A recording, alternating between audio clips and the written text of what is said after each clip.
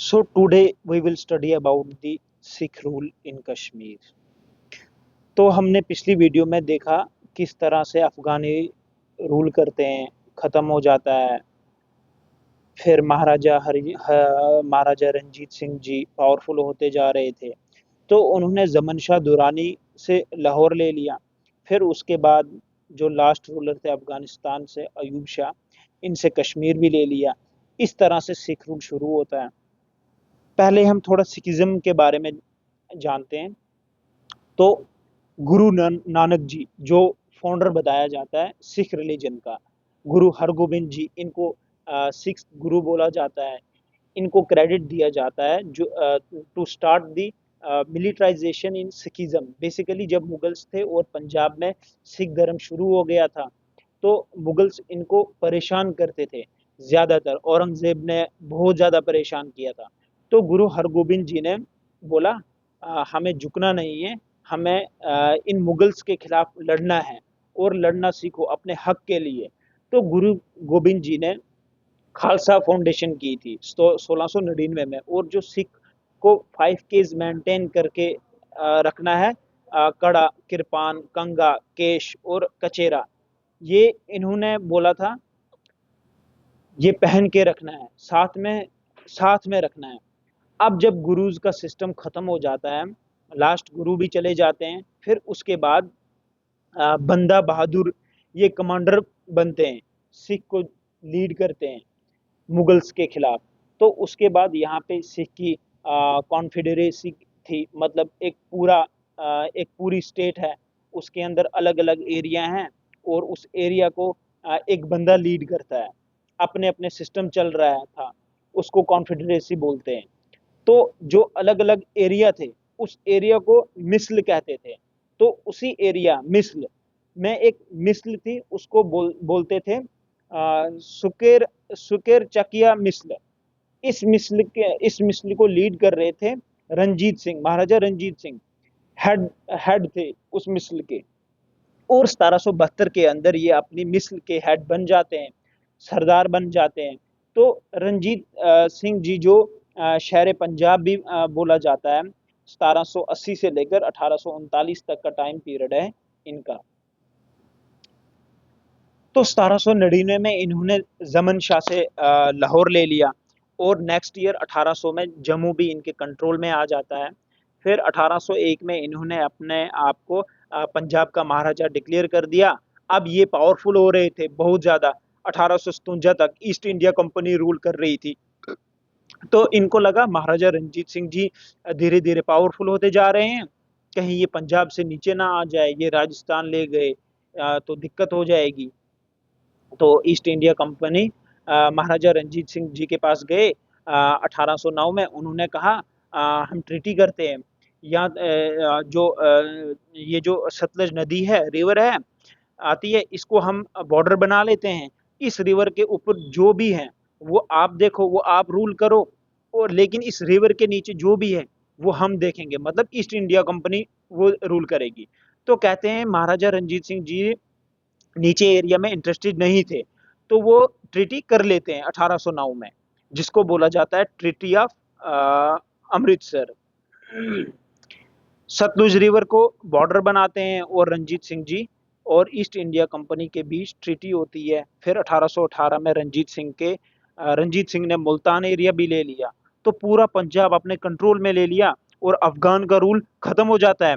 फिर 1819 में कश्मीर भी ले लिया और लाहौर का हिस्सा बना लिया। तो कुछ सिख गवर्नर्स की बात करें अगर हम, पहले सिख गवर्नर थे दीवान मोतीराम और लास्ट सिख गवर्नर थे शेख इमामुद्दीन। और सबसे एबल मतलब काबिल सिख गवर्नर थे मियान सिंह। इनको कर्नल भी बोला जाता था। फिर कुछ इनके डेवलपमेंट्स की बात करें तो हरमिंदर साहिब, जिसको गोल्डन टेम्पल के नाम से जानते हैं, इसको कंस्ट्रक्ट किया था गुरु अर्जुन देव ने, जो 5th सिख गुरु थे। लेकिन जो गोल्डन कोटिंग की थी ऊपर से, वो महाराजा रंजीत सिंह ने की थी 1830 में। फिर 1814 में शुजा शाह, इनके अफगानिस्तान में फैमिली के साथ वॉर ऑफ एक्सेशन चल रही थी, तो ये जान बचाकर इंडिया में आए महाराजा रंजीत सिंह जी के पास।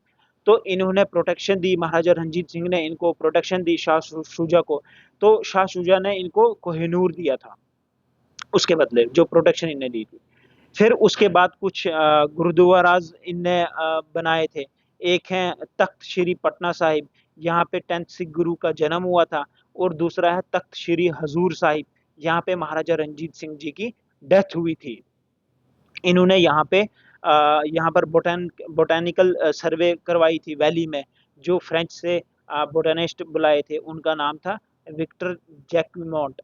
फिर 1834 में इन्होंने लद्दाख, गिलगिट बल्तिस्तान, सिंध और बलूचिस्तान ले लिया। रंजीत सिंह की जो आर्मी जनरल थे, उनका नाम था जोरावर सिंह। बेसिकली रंजीत सिंह जी के नीचे थे गुलाब सिंह, ये अभी महाराजा बने नहीं थे, तो इनके साथ काम करते थे जोरावर सिंह। ये जो लद्दाख, गिलगिट बल्तिस्तान, सिंध एरिया लिया है, ये गुलाब सिंह और जोरावर सिंह के एफर्ट्स की वजह से है, ये जो भी उस टाइम इन्हें लिया था। फिर 1839 में महाराजा रणजीत सिंह जी की डेथ हो जाती है। अब आते हैं गुलाब सिंह, लेकिन ये बाद में महाराजा बने थे, पहले नहीं। अगर हम गुलाब सिंह की बात करें, तो ये महाराजा रणजीत सिंह जी के लिए काम करते थे एज अ सोल्जर। ये बहुत काबिल थे और धीरे धीरे अपनी पोजीशन से बढ़ते गए, और इनसे खुश होकर महाराजा रणजीत सिंह जी ने 1822 में इनको जम्मू का राजा बनाया था। लेकिन सिख एम्पायर के अंडर इनको काम करना था। जम्मू के राजा तो थे, जम्मू को संभाल रहे थे।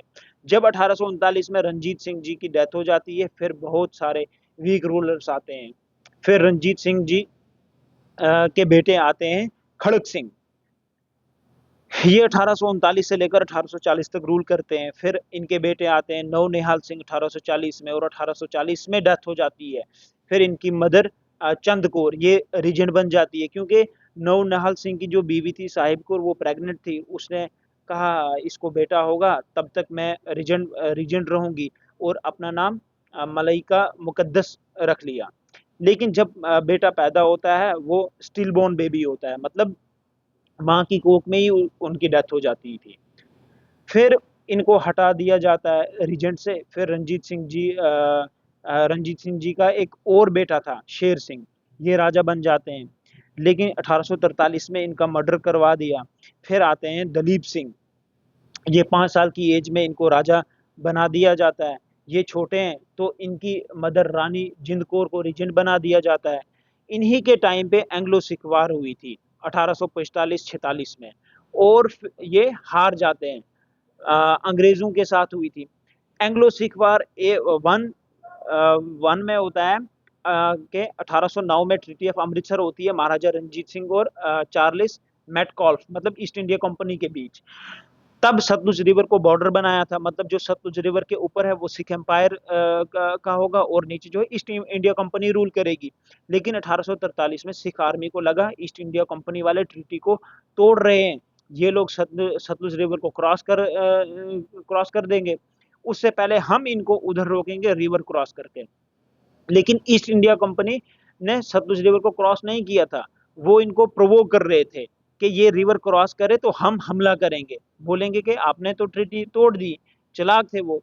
और ईस्ट इंडिया कंपनी ने अटैक कर दिया, बोला हमारे पास रंजीत सिंह, हमारे पास राइट है, राइट टू अटैक, अपनी टेरिटरी को डिफेंड करने के लिए हम आपके ऊपर अटैक करेंगे। तो ईस्ट इंडिया कंपनी ने अटैक किया और सिख आर्मी हार जाती है। फिर 1846 में होती है ट्रीटी ऑफ लाहौर। जब ये ट्रीटी होती है, तो ब्रिटिशर्स ने कहा हम फलानी एरिया चाहिए, हमें पैसे चाहिए, आप लोगों ने हमसे जंग लड़वाई, हमारा नुकसान हो गया है, तो हमें कंपनसेशन चाहिए और इतना एरिया चाहिए। लेकिन सिख एम्पायर वीक था, तो उस टाइम वो वीक हो चुका था, और इकोनॉमिकली भी बहुत ज़्यादा वीक हो गया था कि वो इन शर्तों को अपने प्रिंसिपल्स की वजह से ज़मीन दे नहीं सकते थे और इतने पैसे दे नहीं सकते थे।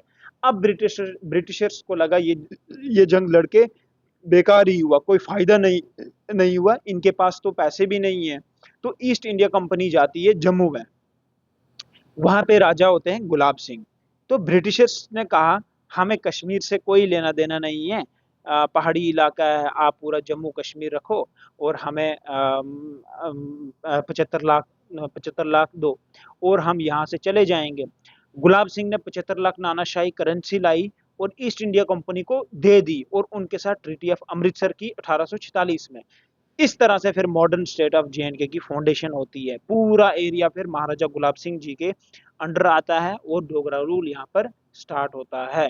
डोगरा जम्मू में आते हैं। तो अब जम्मू की हिस्ट्री इसके आगे हम पढ़ेंगे। यहाँ पे हिस्ट्री ऑफ कश्मीर खत्म होती है। जैसे हमने हिस्ट्री ऑफ कश्मीर पढ़ी, फिर अब हम जम्मू की हिस्ट्री पढ़ेंगे। ये पहले पहले क्या होता था, पहले एक ही हिस्ट्री हुआ करती थी। फिर आगे आगे चलते चलते फिर कश्मीर की हिस्ट्री अलग होगी, जम्मू की अलग होगी। जैसे अभी आपने देखा कश्मीर में हिस्ट्री कैसे हुई, पहले हिंदूज का रूल आया, फिर मुस्लिम का रूल्स आया, उसी में फिर अलग अलग रूल्स आ जाए, फिर सिख रूल का आएगा। सिख रूल के बाद जब गुलाब सिंह आए, अब यहाँ से आगे जो है एक ही हिस्ट्री आगे चलेगी। Thank you so much.